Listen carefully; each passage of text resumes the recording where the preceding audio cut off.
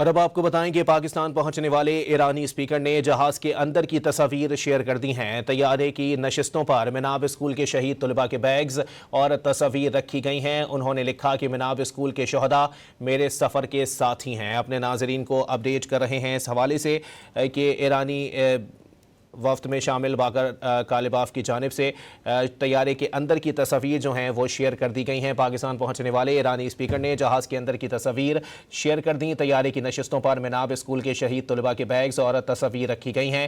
انہوں نے لکھا ہے کہ مناب اسکول کے شہداء میرے سفر کے ساتھی ہیں۔ آپ کو بتائیں کہ واضح طور پر اسپیکر ایرانی پارلیمنٹ کی جانب سے جہاز کے اندر کی تصاویر جو ہیں وہ شیئر کر دی گئی ہیں۔ اپنے ناظرین کو بتائیں کہ طیارے کی نشستوں پر مناب اسکول کے شہید طلباء کے بیگز اور تصاویر رکھی گئی ہیں۔